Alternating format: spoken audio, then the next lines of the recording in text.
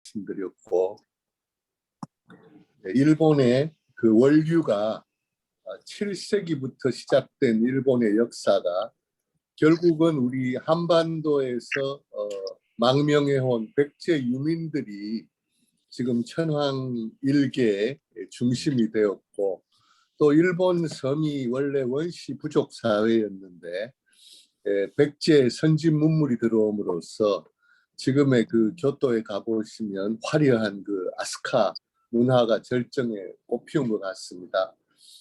교토에 가보신 분들 계시겠지만 저는 출장으로 갈 때마다 시간이 나면은 그 관광지들을 돌아봅니다. 뭐 제가 즐기려는 뜻은 아니고요.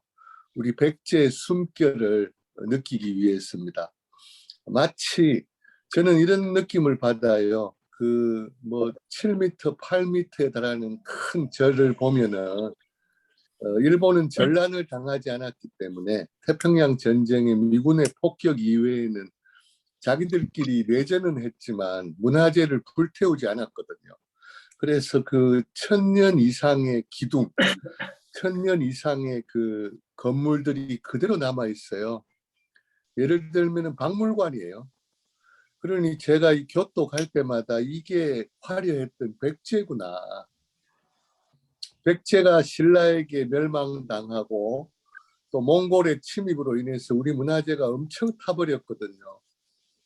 몽고인들이 그 신라 경주의 그 원각사탑이라든지 그 화려했던 문화재들을 우리는 전란을 900번 당하면서 다 태워 먹었어요. 근데 교토에는 그대로 보존돼 있는. 지금 잠시 꺼졌습니다. 저 이영우 선교사님 마이크 다시 한번 열어주세요. 죄송합니다. 네, 됐습니다. 어디까지 들으셨어요? 저는 몰랐는데. 전란 900번. 네. 예, 900번 침략을 당하면서 많은 문화재가 소실됐습니다. 타버렸지요. 그래서 한반도에는 사실 문화재라는 문화재가 거의 남아있질 않아요. 전란을 많이 당했기 때문에. 그렇지만 일본은 전란이 없었기 때문에, 내전 이후에는 없었기 때문에 문화재가 그대로 보존되어 있고 교토에 있는 그 어마어마한 화려한 1000년 이전의 건물들이 전부 백제의 숨결이라고 믿습니다. 우리 민족을 자랑하려는 게 아니라 일본의 뿌리가 한반도에 있다는 것을 정확히 말씀드리고자 합니다. 그리고 이제 평화 시대가 500년이 지속됐고, 역시 무신 정권이 없을 때에는 일본이 우리나라처럼 소가 가문, 뭐 후지와라 가문 이런 여러 그 권력 실세들의 정권 다툼으로 나를 세웠습니다. 뭐 그게 인간의 역사죠. 그래서 흥망성쇠를 거듭하다가 드디어 시골 용병들이, 보디가드들이 힘을 기르고 실력을 기르면서 이 이제 썩어 빠지고 문약한 문신들을 몰아내고 자기들이 실력으로 무신 정권을 시작한 것이 제일 처음에 가마쿠라 바쿠라고 말씀드렸습니다. 그 다음에 가마쿠라 바쿠 이후에 무로마치 바쿠, 무로마치 바쿠도 235년을 갔고요. 그 다음에 이제 마지막 바쿠가 도쿠가와 이에야스가 세운 세 번째 에도 바쿠입니다. 그 말은 거의 뭐 300년, 200년, 또 265년, 그러니까 뭐 거의 1000년, 7, 800년을 사무라이들, 칼을 든 무신들이 다스렸다는 것을 보면 일본의 정체성을 알 수가 있습니다. 일본은 물을 숭상하고 힘을 존중합니다. 처음에 말씀드렸듯이 일본인들에게 있어서 힘과 무력은 아름다움이고 선입니다. 대신에 힘이 없고 이렇게 무력한 것들은 이 사람들 가치관으로 볼 때는 무시당하는 존재가 아니라 아예 죄악이에요. 그러니 약한 존재들은 다 없애는 것이 자기들에게 있어서 맞는 논리고, 그것이 해외로 향했을 때, 특히 옆에 나라가 힘이 없고 무식하고 정말 한심해 보일 때는 완전히 짓밟을 수 있다는 것을 역사적인 사실을 정확히 말씀드립니다. 그런 생각이 머리에 차 있지 않았다면 우리 조선 사람들이나 중국인들을 그렇게 학살하고 실험 대상으로 삼고 그런 잔악무도한 일들을 벌릴 수가 없습니다. 인간의 양심으로. 모든 것이 가치관입니다. 그런 가치관으로 가득 차 있기 때문에 그들은 죄의식을 느끼지 못하고 약해 빠진 무지랭이들, 이 정말 한심하게 보이는 사람들은 뭐 제거하는 것이 맞다라는 생각으로 일부 사람들을 제외하고는 자행했다고 생각합니다. 다만 그런 역사적 사실과 잘못된 가치관이 잘못됐다라고 우리가 지적해주고 가르쳐주고 그걸 돌이키게 하는 것이 우리 하나님의 종들의 사명인데 과연 우리가 그런 일들을 정말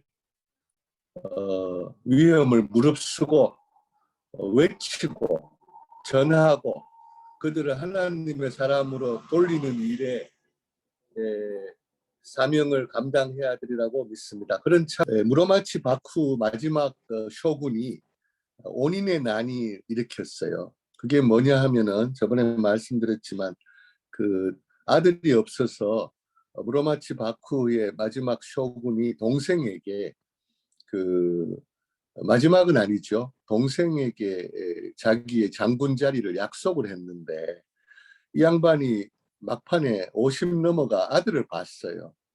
그러니 인간의 기본 아닙니까? 본능으로 내가 아들이 있는데 이거 왜 동생한테 물려주는가 하고 약속을 어긴 거죠. 그때 이제 약속을 무시당한 동생 측의 파벌들이 들고 일어나서 반란을 일으켜가지고 그 형님 파벌과 같이 붙은 게 온인의 난입니다. 1478년. 근데 이 반란군들과의 전쟁이 11년을 지속됐어요. 그러니 한 번에 끝내야 되는데 11년간 형님과 동생이 치고받은 거죠. 여기서 무로마치 바쿠 정권의 약점이 드러났고 이제 일본 전국이 혼란에 빠지고 패가 갈리고 이제 뭐 아우 지긋지긋하다 11년간 니들끼리 싸워라 나는 독립한다 이런 식으로 모든 지방의 영주들이 각기 독립을 선언하고 드디어 춘추 전국시대로 들어간 거예요. 근데 이 전국시대가 100년을 끌었습니다. 결국은 도요토미 히데요시가 1590년에 완전 통일을 이루기까지 근 110년간의 혼란의 시대입니다. 이 혼란의 시대를 잘 생각해야 되는데 이때는 뭐 쉽게 얘기하면 개판 5분 전인 거예요. 다 자기 영토, 자기 영주, 자기 마을을 중심으로 영주가 농민을 보호하고 이 농민들이 농사 짓다가 영주가 부르면은 보호해 주니까 세금을 바치고 그 다음에 유사시에는 징병돼서 군인으로 나서는 거예요. 그러니까 그 당시에는 각 지방끼리 싸운 거예요. 서로 안 맞으면 치고받고 뭐 100년간 내전을 벌린 건데 내전도 크게 벌어진 게 아니고 각 지방마다 잔챙이들이 계속 싸우는 거예요. 복잡하게. 뭐 지 성질에 맞게 싸울 거고 약한 놈 무릎 꿇을 거고 쉽게 얘기하면 우리 저 깡패 영화 보시죠. 폭력배들 영화 바로 그거예요.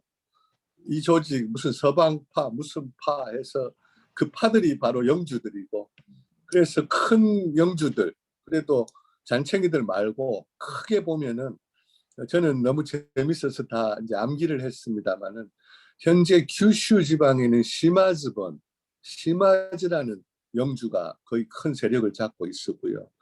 그 다음에 이제 교토는 원래 천황이 계신 곳이니까 여기는 이제 수도 서울인데 거기에는 무로마치 바쿠가 틀고 있었죠. 호령하고 있었는데 다 무너진 거죠. 명목만 남아 있는 거죠. 그러니 교토에는 이 천황도 껍데기, 무로마치 바쿠의 무신 정권도 이제 껍데기가 다 된 거고. 그 다음에 이제 그 오늘의 중요 무대인 나고야, 교토에서 조금 더 내려오면은 오른쪽으로 나고야가 있고요. 기후에는 그 미노라는 동네가 유명했는데 미노의 사이토 도산. 그 다음에 사실 오다 노부나가의 나고야는 작은 성이고 힘없는 영주였어요. 그 다음에 더 밑으로 내려오면은 지금 도요다 자동차가 있고 그 미카와라는 지방이죠. 해안가에 있는 역사의 가장 중심지인데 그 미카와 사람들이 이제 오카자키성, 도쿠가와 이에야스. 그 미카와에서 이제 오른쪽으로 조금 동경 쪽으로 조금만 털면은 하마마츠예요.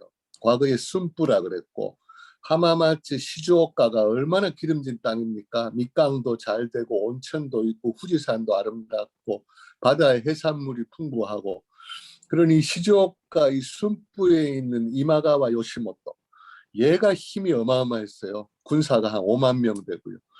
그 다음에 북쪽으로 올라가면은 현재 나가노현, 니가타, 나가노, 거기 시나노라 그러는데 그 지방은 산골입니다. 우리나라 태백산맥처럼 산이 험하고 논밭이 없고 거의 메밀국수, 소바로 먹는 동네인데 거기는 말을 많이 길렀어요. 그래서 나가노의 그 말회가 유명하죠. 바사시.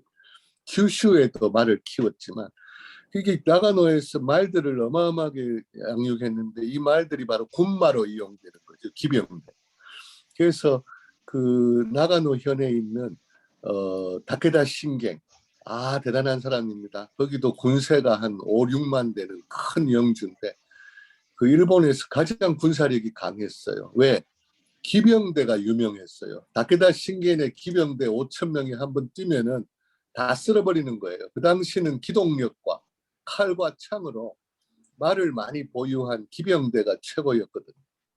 나머지 뭐 동네는 뭐 그냥 보병들이 창 들고 칼 들고 싸웠는데 이 다케다 신게는 기병대 때문에 위세를 떨쳤습니다. 그리고 지금 이제 동북 지방이죠. 이번에 쓰나미로 쓸어간 미야기, 센다이, 아오모리 이쪽에 그 영주가 유명한 게 우에스기 갱신입니다. 대단한 인물입니다. 그렇지만 교토하고 너무 멀기 때문에 딴 나라죠. 그 당시 홋카이도는 일본의 영토가 아니었습니다. 원시 사회였고 아이누족들, 러시아에서 떠내려온 백인들이 다스렸던 아이누족이 다스린 땅이 홋카이도. 그 당시 일본은 오사카하고 간사이가 대부분이고 현재 동경, 여기 제가 사는 에도, 여기는 갈대밭이 무성한 거의 사람이 살지 않는 변방이었습니다. 그러니 주 무대는 우에스기 겐신의 도호쿠 센다이 지방, 그 다음에 다케다 신겐의 나가노, 니가타, 우리나라 동해안 쪽이죠. 그 다음에 내려와서 지금 역사의 무대가 된 나고야, 오카자키, 그 다음에 순뿌, 하마마츠, 시즈오카 이 정도고 왼쪽으로 가면은 이제 교토가 수도고 들어가면은 이제 모리가 있어요. 모리, 지금의 히로시마, 오카야마 쪽에 큰 영주인 모리 가문이 있었고 그 다음에 오사카는 그냥 사실 바닷가고 상인들의 도시였어요. 사카이라 그래서 천한 상것들이 장사하는 곳이 오사카였고 그 다음에 큐슈에는 시마즈가 아주 호랑이 노릇을 하면서 시마즈는 오키나와를 점령해가지고 유구국을 복속시켜서 오키나와를 지배하고 있었죠. 타이완까지는 진출했는지는 잘 모르겠으나 시마즈번은 해양 족속이라 우리가 왜구라 그러죠. 주로 우리 한반도와 중국 해안을 괴롭혔던 해적들의 무리, 그들을 통솔했던 번이 시마즈 번입니다. 그들은 베트남과 말레이시아, 저기 인도네시아까지 진출했다는 역사적인 기록이 있습니다. 그 말은 지금의 말레이시아, 지금의 필리핀, 마닐라, 그 다음에 인도네시아 자카르타, 베트남 등지에 일본 마을을 건설했습니다. 그 역사적인 기록이 있습니다. 그래서 시마즈 큐슈는 오키나와를 점령하고 타이완 섬, 지금의 홍콩, 마카오, 그 다음에 베트남, 필리핀, 말레이시아 등과 교역을 많이 했었고 조선을 많이 괴롭혔습니다. 그래서 이제 이 100년 전쟁이 뭡니까? 100년간 치고받고 싸우는데 이 백성들의 삶이 고달픈 거죠. 백성들이 볼 때 죽음이 생활이에요.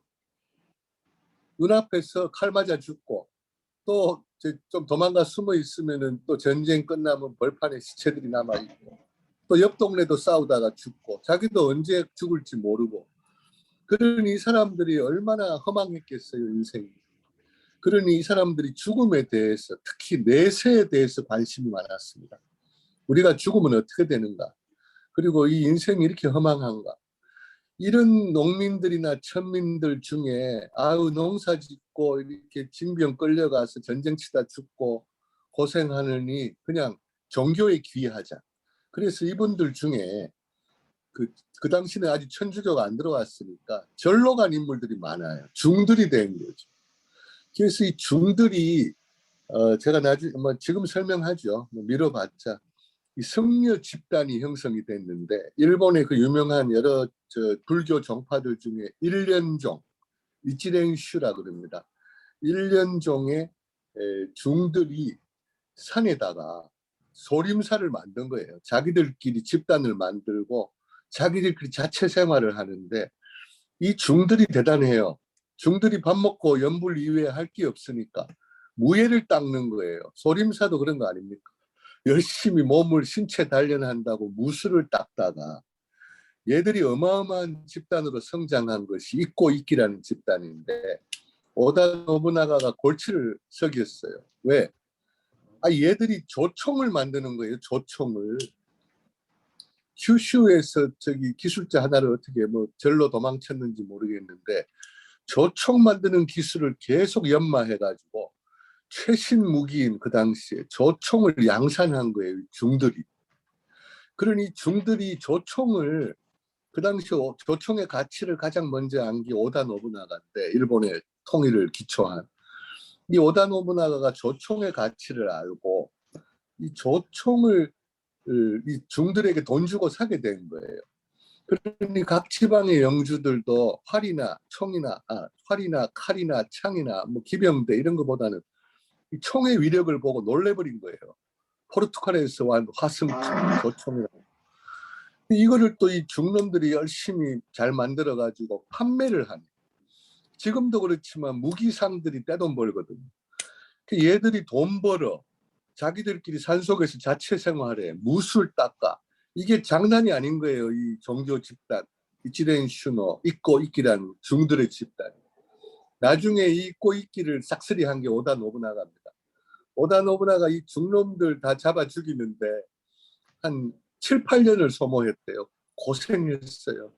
맨 마지막에 오다 노부나가가 히데요시 보내가지고 그 절간이나 중들의 집단을 싹 불태워서 다 태워 죽였어요. 그래서 이꼬이끼가 끝나게 되고 조총 생산이 이제는 민간으로 이양됐습니다. 조총에 대해서 먼저 말씀드리겠습니다. 이 조총 때문에 임진왜란이 일어난 거고 우리 조선도 7년 임진왜란 때 조총 때문에 정말 많이 고생했죠. 신무기니까. 이순신 장군도 조총을 노획해가지고 이거 똑같이 만들어 보라고 늘 부러워했던 무기입니다.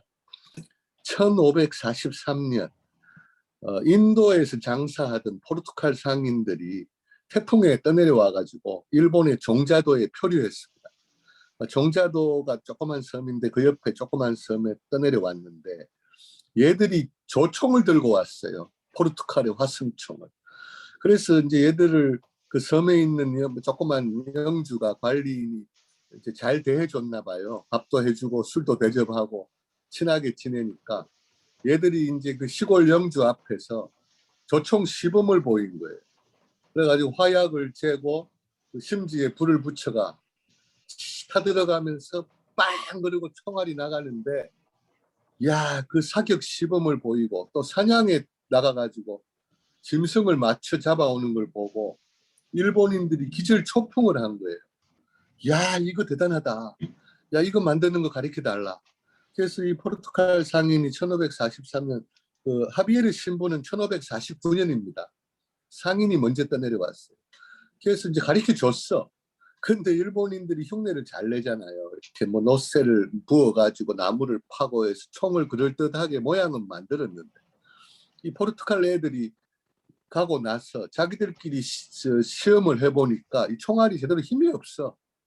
그래가지고 얘들이 이상하다. 똑같이 분해 조립해서 만들었는데 이게 왜 안 될까 했는데 나중에 그 포르투갈 상인이 한 번 더 왔대요. 인사차.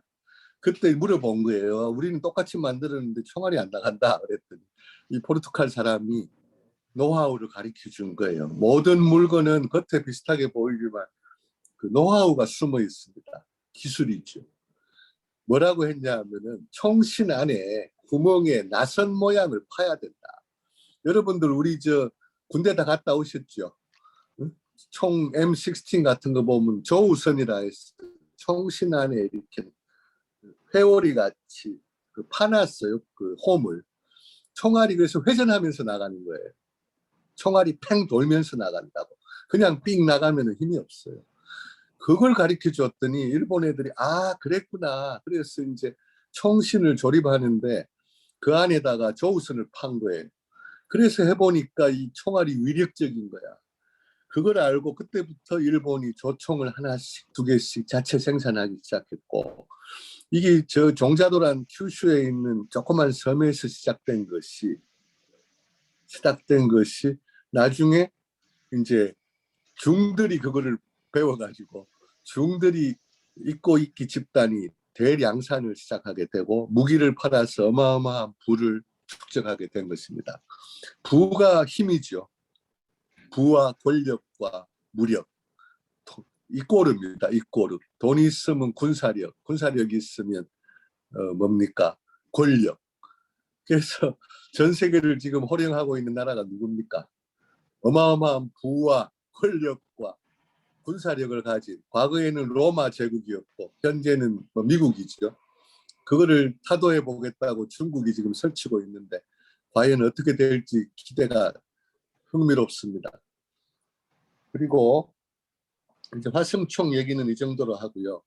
이제 이제 미카와로 넘어가겠습니다. 그래서 이렇게 대지옥이었는데 이때 이제 그 43년이니까 6년 후인 1549년에 포르투갈 배가 드디어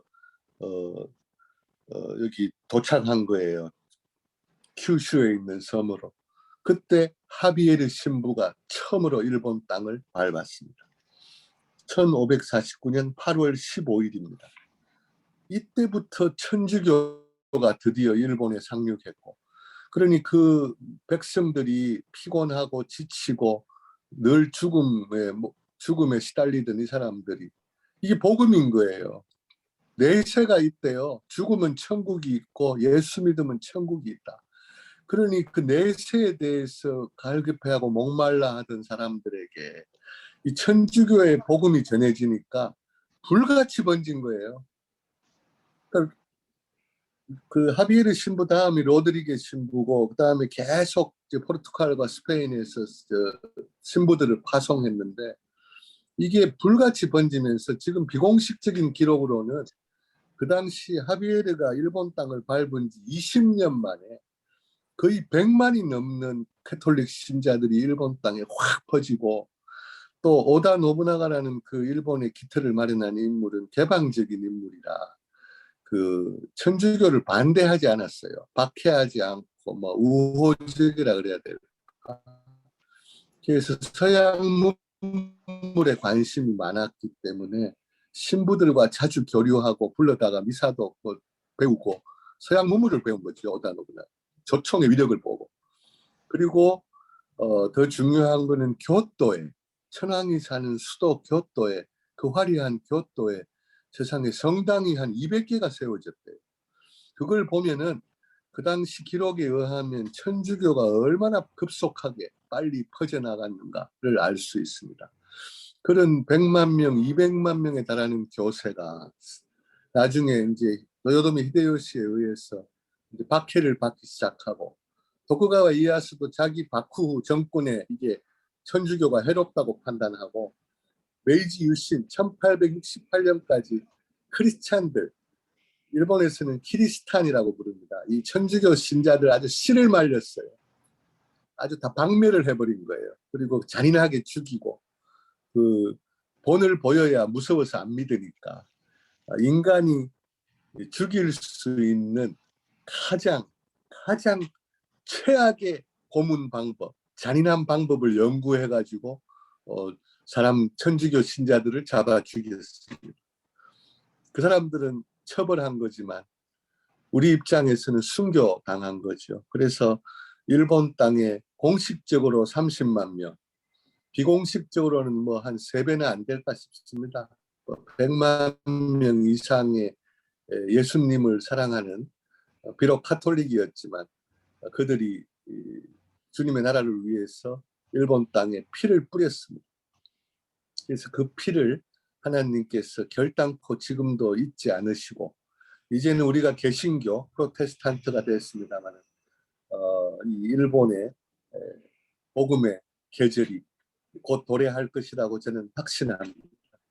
이제 때가 돼서 이제 일본 선교에 우리가 이제 나서야 될 때입니다. 이제 시간이 좀 애매한데, 제가 사실은 오늘 그 일본의 유명한 영웅 3명에 대해서 이제 본격적으로 전개하기 전에 전초전이었는데 시간이 벌써 이렇게 되고 말았네요. 앞으로 기회를 주시면 뭐 계속 할 수 있는데, 그러면은 드디어 이것만 소개하고 마치도록 하겠습니다. 이 100년간의 전쟁, 아까 말씀드린 각 지방 제후들이, 군웅들이 활거하던 시대에 이제 드디어 미카와 지방에, 미카와는 석삼자의 하천의 하자입니다. 미카와. 이 사람들의 기질이 지금도 나고야 지방, 미카와 지방의 기질이 자존심이 세요. 아주 자존심이 세요. 저는 1989년 소와 천황이 막 죽었을 때 일본 출장을 처음으로 갔습니다. 제가 처음 밟은 일본 땅이 나고야였습니다. 나고야에 있는 도와 프레스라는 프레스 공장의 그 기계를 한국에서 도입할 때 제가 엔지니어라 그걸 주문하고 기계를 보러 간 출장이었는데, 그때 갔을 때 오카자키 옆에 있는 가리아라는 곳에 도와 프레스에 숙박하면서 일본을 처음 경험했고, 그때 일본 사람들로부터 미카와 벤이라는 걸 배웠어요. 일본 말도 모르는데 여기 미카와 사투리가 심하대요. 그래서 예를 들면은 지금도 생생하게 처음이니까 기억하지만 일본 말로 갑시다 그러면 이키마쇼, 이키마쇼. 근데 미카와 벤으로는 이꼬미야 그래요. 이꼬미야. 그 다음에 먹자, 다베마쇼라는 것도 일본 미카와에서는 다비미야, 미야. 그러니까 끝말이 미야, 미야 하는 게 꼭 고양이 같아요. 그리고 지금도 제가 좋아하지만 칼국수, 일본에는 그 칼국수가 유명합니다. 미카와 지방 나고야. 그리고 아까미소, 붉은 된장. 된장 색깔이 빨개요. 근데 되게 맛있어요. 그래서 된장에다 우동을 꼭 삶아가지고 된장 우동. 아, 제가 제일 좋아하는 겁니다. 그 속에 뭐 고기도 넣고 멧돼지 고기도 넣고 여러 가지 넣고 삶으면 된장이 구수하기 때문에 우동이 되게 맛있어요. 근데 이 사람들이 말도 특이하지만 이 사람들이 사납고 지혜롭고 용맹해요. 그리고 변절을 잘 안 해요. 미카와 사람들. 굉장히 의리가 굳어가지고 목에 칼이 들어와도 자기들의 자존심을 버리지 않는 그런 가난한 동네고 조그만 마을이지만 이 동네의 사람들이, 무장들이 용감하고 그래요. 거기가 이제 드디어 3명의 일본의 영웅들이 태어났습니다. 참 신기해요. 그 미카와 지방의 그 조그만 동네에 일본 전체를 통일한 3명의 영웅이 나타난다는 게 놀라워요. 우연치고는 너무 기가 막히는데, 첫째 인물이 아까 말씀드린 오다 노부나가입니다. 49세에 죽었습니다. 이 사람은 인생 50년이라는 노래를 늘 불렀는데 예언가였나 봐요. 정말 49세에 50년 못 채우고 죽었어요. 근데 이 오다 노부나가가 있고, 그 다음 인물이 우리 임진왜란으로 유명한 도요토미 히데요시입니다. 풍신수길이라 그러죠. 이 양반이 오다 노부나가가 아케치 미쓰히데한테 배반당하고 죽임을 49살에 살해당하고, 그 다음에 가신들끼리 싸움을 벌이다가 다 제패하고 승리를 잡은 사람이 하시바 히데요시입니다. 도요토미란 말은 자기가 이제 천하를 제패한 다음에 천황으로부터 억지로 간박부에 타이쇼 대신에 오르면서 최고의 권력이죠. 성을 도요토미, 풍신이라고 지은 거예요. 천황이 지어준 거예요. 풍신, 도요토미. 전에는 하시바.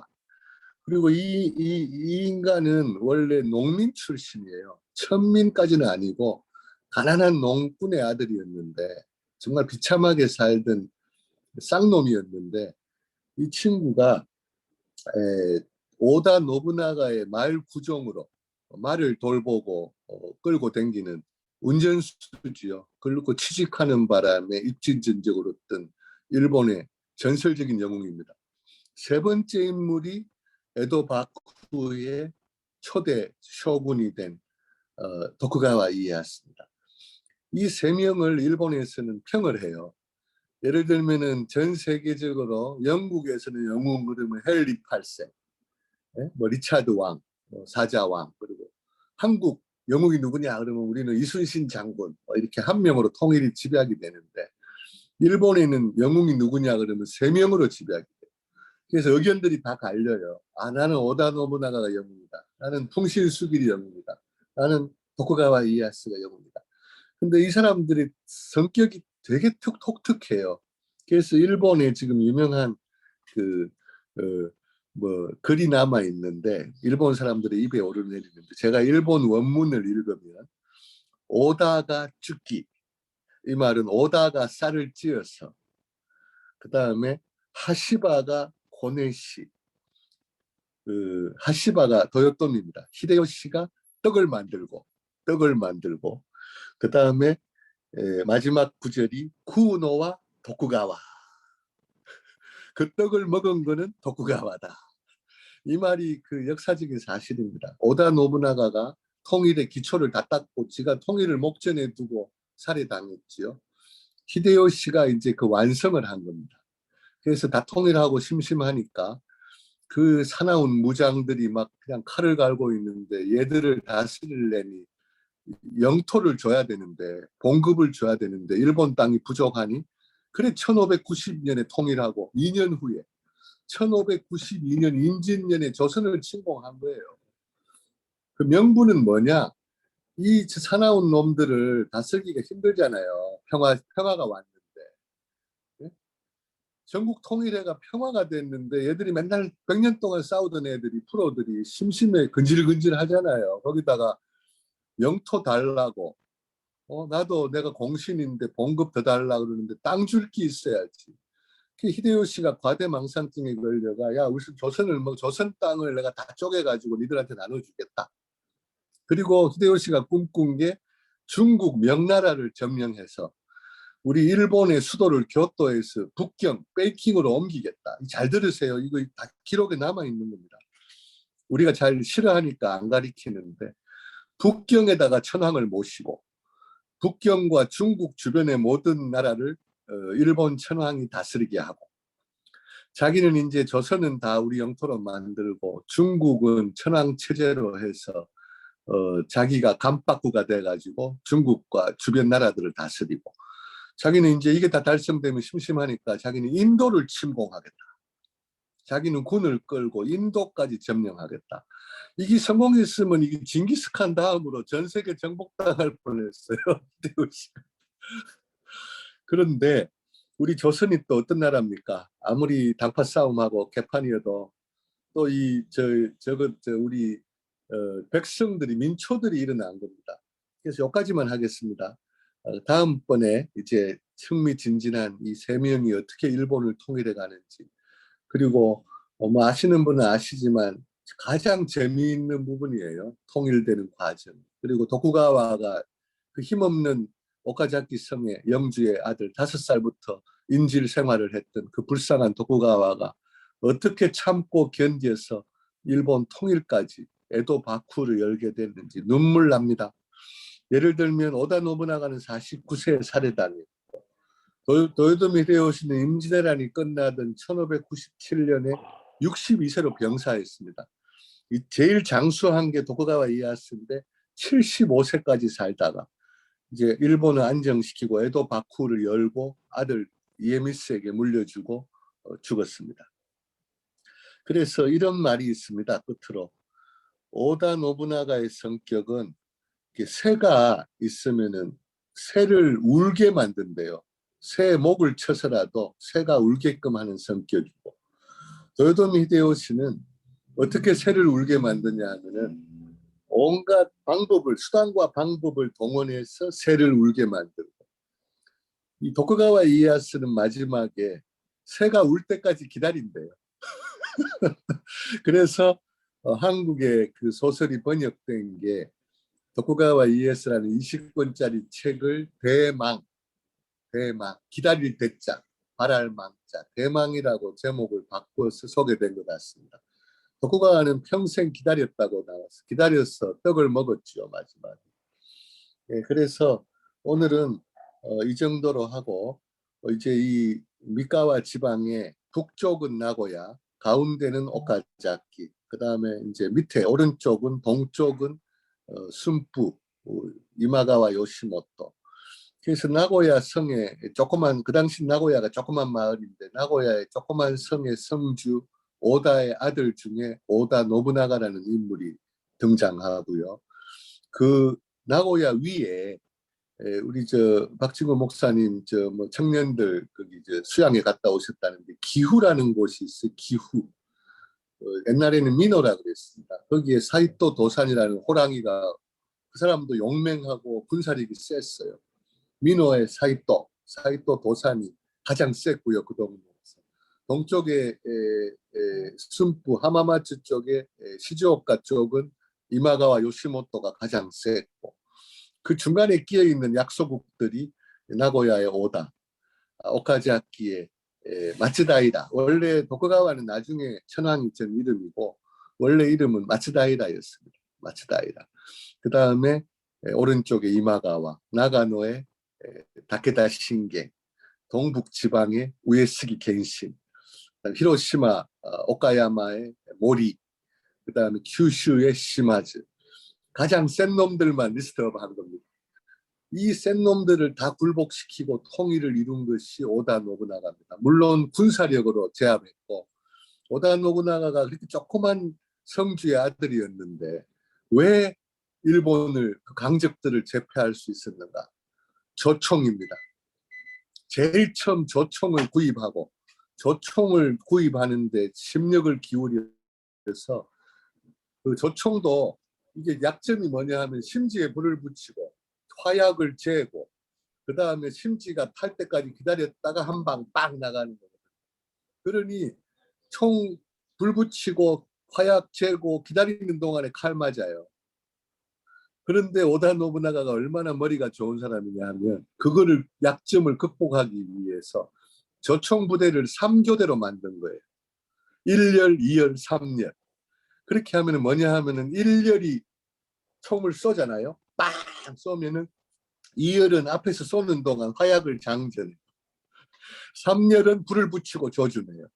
그러면 1열이 앉으면은 2열이 일어나서 쏘고 다음 3열이 또 화약 다 장전하고 있다가 쏘고 이러니까 3교대로 총을 쏘니까 이게 연발 발사가 되는 거야. 연발. 그것 때문에 다케다 신겐의 그 5천의 기병대들이 다 몰살한 거예요. 총 맞고. 대단하죠. 그러니까 다케다 신겐을 이길 수가 없었는데 그 당시 군사력으로. 다만 조총 때문에 전쟁에 승리하게 된 겁니다. 그러니까 이 조총이라는 게 서양에서 들어옴으로써 역사를 다 바꿔버린 거예요. 일본도 통일되고 임진왜란도 일어나고. 조총이 나와서 여기까지만 하겠습니다. 그 우리 저 일본이 그 누굽니까 가토 기요마사가 진군을 거듭했을 때 가장 어려움을 느낀 게 조령이었습니다. 지금 경상북도 상주에 있는 조령. 새도 울고 넘는다는 조령 얼마나 험악합니까? 그리고 길이 한두 명만 통과하는 아주 험로예요. 그러면 이 얼마 안 되는 조선군이 남았는데 선조가 조선군 다 끌고 모아서 한 10,000명을 끌고 모아가 항전하라 그랬거든. 그때 신립 장군이 새도 울고 넘는 조령에다가 10,000명을 매복시키고 기다리면 일본군들이 10만 명이 올라가는데 그 조령을 통과하면 그 길을 한두 명씩 통과해야 돼요. 거기다가 진을 치고 지략을 발휘해서 한 놈 한 놈 다 배 죽였으면 일본이 한양까지 못 올라왔다고. 그 당시 길이 조령 그 길 고개를 넘는 길밖에 없었어요. 근데 이 신립 장군이 어리석기를 그 탕금대 그 뒤에 배수진이라 그러죠. 뒤에 강이 흐르는 탕금대, 왜냐하면 병사들이 도망갈까 봐. 도망가도 뒤에 강이니까 다 빠져 죽잖아요. 배수의 진을 치고 그냥 한 방에 목숨 걸고 싸우면 이긴다. 그래서 그 벌판에서 10,000명의 남은 조선군이 싸우는데 그 벌판이니까 이 조총 부대한테 전멸당한 거예요. 그때 가토 기요마사가 오다 노부나가 개발한 전법, 조총 부대를 3열로 세우고 조선군을 향해서 도망도 못 가요. 뒤에 강인데 그 10,000명을 그냥 조총으로 다 사살해 버린 거예요. 그때 가토 기요마사가 남긴 말이 유명합니다. 조선에는 이렇게 지략가가 없는가. 그 조령이라는 곳이 전략적 요충지인데 군사적으로 볼 때 거기에 이 10,000명을 매복시켰으면 10배에 달하는 10만 일본군이 다 전멸했을 텐데 참 어리석다. 야, 내 그 말을 듣고 가슴이 아팠습니다. 일본인들에게 조롱당한 거죠. 참 한국인들은 체면을 중시하고 뭐 목숨 걸고 싸우는 건 중요한데 머리를 쓸 줄 모르는구나. 그 말이 제 가슴을 아프게 합니다. 우리도 지혜롭게 살아가야 되고 선교도 전쟁입니다. 영적인 전쟁. 우리 사령부 아니에요.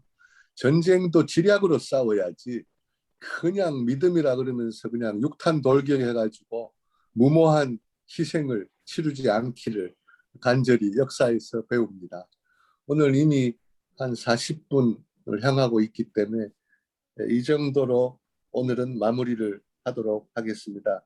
한 가지 더 그 도쿠가와에 대해서 이제 다음에 설명을 자세히 할 거고요. 이 풍신수길은 이 바늘 장사 출신인데 농사 짓기 싫어서 바늘 장사를 하다가 오다 노부나가에게 발탁돼서 말구종부터 시작해서 성공한 입지적인 인물인데 이런 풍우나 이런 사람들이 이 일본의 역사를 바꾸었고 조선을 7년 전쟁으로 임진왜란으로 힘들게 했던 장본입니다. 물론 그런 역사적인 아픔 때문에 우리하고는 철천지 원수가 된 건 사실이지만 우리가 이제 일본을 그런 역사적인 사실도 정확히 알고 나서 우리가 용서할 수 있는 그런 마음을 가져야 되지 않을까 싶습니다. 저는 가능하면 있는 그대로 전달하겠습니다. 뭐 각색하거나 왜곡하거나 그러지 않고 뭐 있는 건 있는 거고 사실 그대로를 말씀드리기 원합니다. 기도로 마치겠습니다. 하나님 아버지, 일본이 100년 이상의 전란 속에서 수많은 백성이 고통당하고 죽고 죽이는 그런 지옥 같은 생활 중에 그때 하나님께서 천주교를 통하여 예수 그리스도를 이 일본 열도에 전해주셔서 감사합니다. 그 일본인 불쌍한 당시 일본인들이 예수 그리스도의 복음을 듣고 20년 남짓 만에 100만 명으로 들불같이 번져나갔다는 놀라운 사실은 정말 지금도 미스테리합니다. 그렇지만 내세를 열망하던 그 일본 백성들의 마음이 지금 이 시대에도 하나님을 향한 열정으로 주님을 받아들이고 믿고 일본이 예수 그리스도의 하나님의 나라로 바뀌어 갈 수 있도록 주님 축복하여 주시고 인도하여 주시옵소서. 저희들이 역사 공부하는 것이 뭐 재미도 있다고 하지만 우리가 재미보다는 일본에 대해서 정확히 이해할 때 일본을 더욱 사랑하고 일본의 복음화에 박차를 가할 수 있다고 믿습니다. 하나님 아버지, 우리 일본 열도를 축복하여 주시옵소서. 선교사님들의 기도에 응답하여 주시옵소서. 예수 그리스도 이름 받들어 감사하며 기도합니다. 아멘. 아멘.